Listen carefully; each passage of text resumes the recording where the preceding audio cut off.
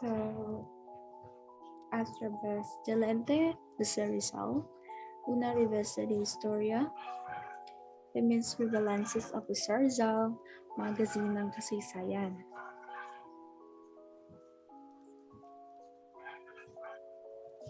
Antecedentes el Filibusterismo, or the background of el Filibusterismo. So, el Filibusterismo is the sequel of No Limit Tangere, or part 2 nito. But before anything else, let's try to discuss kung ano ba ang tungkol sa nobela nito. So let's start with the basic information of the novel, and like the No Limit Tangere, this was written in Spanish language. And at nalaman natin before is that Noli means it's the social cancer, and El Fili means the reign of greed. So, inalay ni Rizal ang Noli sa kanyang motherland, sa kanyang bansa, the Philippines. So, ang El Fili naman ay inalay niya sa tatlong Gomborza, or the three friars executed, namely Father Gomez, Father Borgas, and Father Zamora. So, when it comes to its genre, itong novel na to ay less romantic, less idealism, more on galit, more on revolution, at paghihiganti.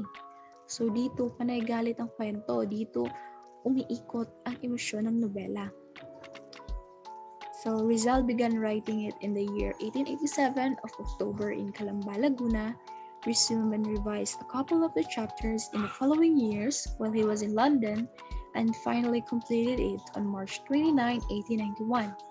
His masterpiece was then printed and published in Belgium 6 months after it was finished. So, alam niyo ba na ang tumulong kay Rizal para makaprint ng kopya ay si Valentin Ventura, kasi hindi na aabot yung pera niya to print the copies that are needed. So now we have to continue the El Filibusterismo. So Chrysostom Ibarra, who escaped from pursuing soldiers in the prequel No Limit Tangere, assumes a new identity under the name Simon, who is a jeweler. So Chrysostom is shown to have dug up his buried fortune and fled to Cuba, where he amassed wealth and made friends with Spanish officials. So Simon returns to the Philippines after many years, where he is free to travel about. He is a powerful character not only because of his riches, but also because he is the Governor General's good friend and advisor. And Simon appears to be a friend of Spain on the surface, but he is secretly scheming a deadly revenge against the Spanish authorities. And his two obsessions are rescuing his paramour, Maria Clara, from the Santa Clara nunnery and instigating a revolution against Spain. So, umiikot ang kwento ng El Fili sa pagbabalik ni Juan Crisostomo Ibarra, pero hindi na bilang Juan Crisostomo Ibarra, kundi nag-ibang katauhan na siya. Simon ang kanyang pangalan. 13 years ang nakalipas matapos yung nangyari dun sa kwento ng Noli. Okay, di ba nakatakas siya? So, akala ng mga Guardia Civil na ang napatay nila ay si Juan Crisostomo Ibarra. Pero ang totoong nabaril nila at napatay nila ay si Elias. So, nakaligtas si Juan Crisostomo Ibarra. So, ngayon pumunta si Juan Crisostomo Ibarra sa Cuba. So, nakatakas siya. Pumunta siya ng Cuba, and then naging mayaman siya. Nagkaroon siya ng connection sa mga influential Spanish officials. So, upon his arrival in the Philippines, mas naging influential si Simon. Okay? Dahil daw, every time na may gagawing decision ang Governor General, kumbaga, kumukonsulta o humihingi siya ng opinion at suggestions kay Simon. Okay, ganun kalaki yung role dito sa kwento ng El Fili. So, dito pala, sa part na to, merong isang malaking plano si Simon. Yun yung gumanti siya sa Spanish officials, and then pangalawa, gusto niyang ma-rescue si Maria Clara na nasa kumbento. Okay, sa mga followers o membro ng kanyang planong revolution na gagawin ay yung mga taong naka-experience din ng oppression. mga injustices sa mga Spanish officials. So, tingnan natin kung anong susunod na mga nangyari. So here, the narrative of El Filibusterismo began on a steamer ship going from Manila to Laguna de Bay up the Pasig River. So Simon is among the passengers in Doña Victorina, a pro-Spanish native woman who was traveling to Laguna in search of her hand-picked husband to Borja de Espada, who's abandoned her, Polita Gomez, her lovely niece.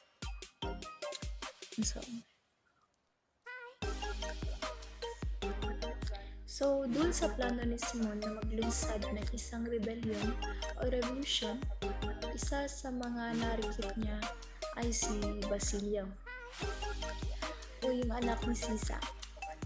And na-mention ko kanina na si Basilio ay nakapag-aral sa tulong ni Kapitan Tiago. Okay, at isa rin sa mga membro ng planong rebellion ni Simon ay si Cabezang Tales, na isa rin kabesa de barangay o dating barangay captain na nakaranas ng mga maltreatment, okay, yung mga pang-aabuso sa Spanish officials. So dito natin mapapansin yung personality ni Simon, naging parang kontrabida ang dating niya dito.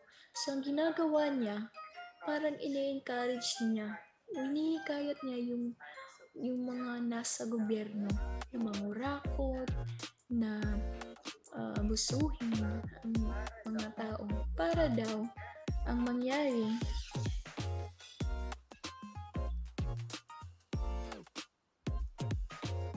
mas magalit yung mga taong na biktima. Okay, so parang tinitrigger niya, pinag-aaway niya, mas pinapagalit niya yung dalawang panig. Okay, para daw magkaroon ng revolution. Ngayon, yung revolt na plano niya, hindi natuloy. Dahil, nung nalaman niya o narinig niya na namatay si Maria Clara sa kumbento. Diba, take note, ang nangyari kay Maria Clara noon, na akala niya namatay si Juan Crisostomo Ibarra. Kaya siya pumasok sa kumbento. At siya ay naging isang madre. Okay, so, nung nalaman niya yun, parang nabalisa.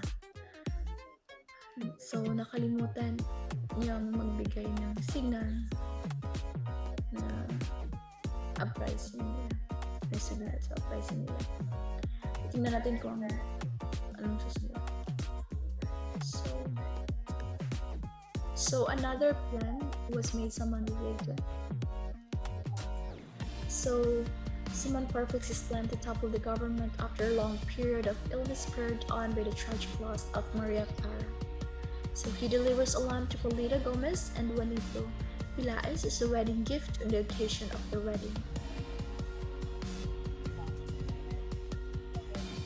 So, sa wedding reception na mangyari between Juanito Pilaes at Polita Gomez, nagkaroon, kumbaga, naglagay si Simon ng mga bomba sa sabog anytime.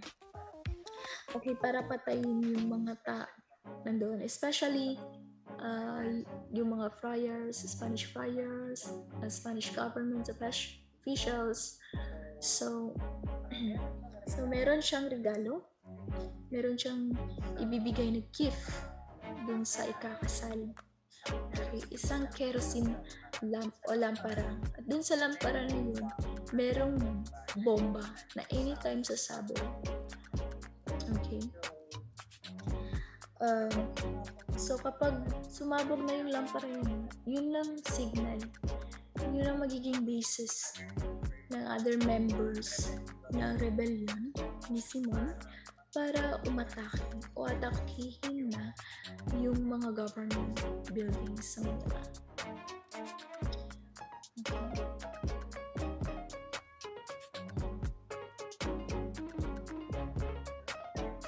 So as the wedding feast begins, Isidani,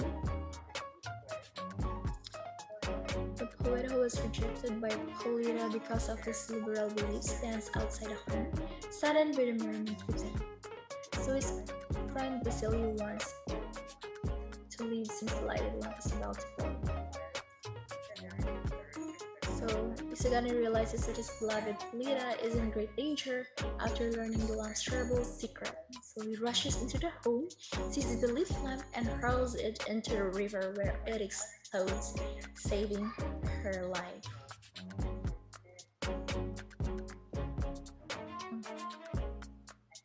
So, nung naibigay na pala ni Simon yung lampara dun sa bagong ikakasal, meron siyang isang letter na iniwan. Okay, ang nakalagay doon, you will die tonight, and then may pirma ni Juan Crisostomo Ibarra. Take note, Juan Crisostomo Ibarra, yung pirma na ginamit. And then ngayon, yung former lover, yung ex ni Paulita Gomez na si Isagani, ay nandun sa reception. And nandun sa labas nag-aantay. So imagine, ikakasal yung dating nobya. Tapos nandun siya. Okay, saksi siya. So, saksi siya dun sa ikakasal. And then, kinwento ngayon ni Basilio yung mangyayari kay Sagani. Kasi nga kaibigan sila, diba? Best friend sila. So, kinwento niya kay Sagani na merong isang may bomba na sasabog dun sa may lamparang hawak ngayon nung ikakasal. Okay? And then, right after that, nung umalis na si Simon, nakita ni Father Salvio yung isang note o papel na merong firma si Juan Crisostomo Ibarra at na-confirm niya nga siya nga yun. Kaya nagpanik ang lahat. So, kinabahan ang lahat. Kaya lang nung malapit na sumabog yung kerosene lamp na may bomba, kinuha ni Sagani agad yun at itinapo niya sa river. Bakit? Kasi ayaw niyang mamatay yung kanyang ex na si Paulita. So, mahal niya pa rin si Paulita, kaya niligtas niya. So, ngayon ang nangyari, naligtas lahat ng mga tao na nandun. Okay? So, let's see kung ano yung susunod na mangyayari.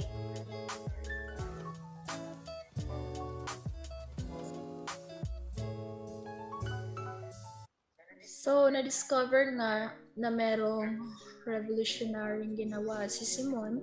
Na-discover na siya yung leader, siya yung nagpanukala, siya yung may kinalaman sa revolution. Okay, ngayon nakatakas siya, pero sugatan si Simon.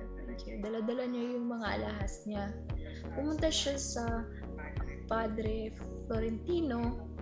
Okay, itong bahay ni Father Florentino ay liblib, umalayo sa Cabeznan, umalayo sa city.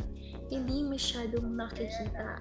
Kaya lang, nalaman pa rin ng lieutenant ng Guardia Civil na nandun si Simon. Okay? Ngayon, ipinaalam ng lieutenant kay Father Florentino na kinakabihan ay arestuhin niya si Simon. So imagine, hindi agad nila inaresto si Simon. Kumbaga, nag-warning lang sila na mamayang gabi, Father Florentino, arestuhin namin si Simon. So hindi agad nila inaresto si Simon. So let's see. Simon uses poison to avoid being apprehended. So he exposes his true identity, civil plot to use fortune to avenge himself, and his sinister scheme to destroy his friends and enemies to Padre Florentino as he does.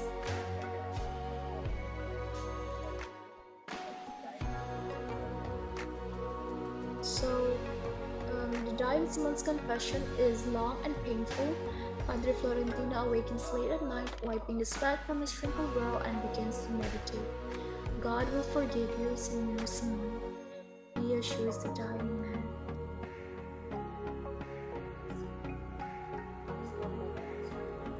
So, the story ends with the priest throwing Simon's treasures into the sea so that they would not be used by the greedy. And the priest hopes that when the right time comes, they would be recovered and used only for the good. So, ang ending pala ng El Fili, nung nalaman ni Simon na aarestuhin na siya ng Guardia Civil, kinagabihan, uminom siya ng lason Okay, napakamatay si Simon. And then, habang malapit na yung kanyang kamatayan, umamin siya kay Padre Florentino, nag-confess siya na siya nga daw si Juan Crisostomo Ibarra at saka yung plano niya na maghiganti sa Spanish government by means of revolution. And then, nagtapos ang kwento nung itinapon na ni Padre Florentino yung mga alahas ni Simon sa karagatan. Okay? Para daw hindi na magamit sa kasamaan at sa kasakiman. Pero, maasa pa rin siya na one day, kung ma-recover man ang mga alahas na nasa dagat, ay gamitin na ito sa kabutihan. Okay? So that ends the story of El Filibusterismo. So, personalized is symbolismo for mga tauhan at simbolo. So, let's start with Simon. So, Simon represents the revolutionaries who favored the concept of a bloody uprising against the Spanish government at the time. So, Simon's death in El Filibusterismo reveals results opposition with the violent revolution. So, sino ba si Simon? So, actually, si Simon, siya yung continuation ng character ni Juan Crisostomo Ibarra sa Noli Me Tangere. Dito kasi sa story ng El Filibusterismo, he disguised as a jeweler. Okay, so isa siyang mayamang mang-aalahas. And ang gusto niya dito, or ang kanyang prinsipyo o philosophy niya sa buhay dito, ay gusto niyang maglungsad ng revolusyon. So using his wealth, he encouraged the people who experienced abuse to join him in his rebellion against the church and the government. So si Simon, dito sa may El Fili, ibang-iba na yung personality as compared dun sa Juan Crisostomo Ibarra sa Noli. So kung dun sa Noli, mabait pa siya, malumanay, and then wala siyang planong mahigante sa ginawa sa kanyang ama. So dito sa El Fili, ang gusto niyang mangyari is magkaroon ng revolution. So ang ginagawa niya, ini-encourage niya yung mga taong naging biktima ng oppressors ng mga Spanish friars and government na maglunsad ng revolution. So kumbaga siya yung nag-trigger sa mga tao na sige, gawin niyo to. Gumawa tayo ng isang rebelde o rebellion at kalabanin natin ang Spanish government. So, ganun yung perception dito sa may kwento ng El Fili. Next character, we have Basilio.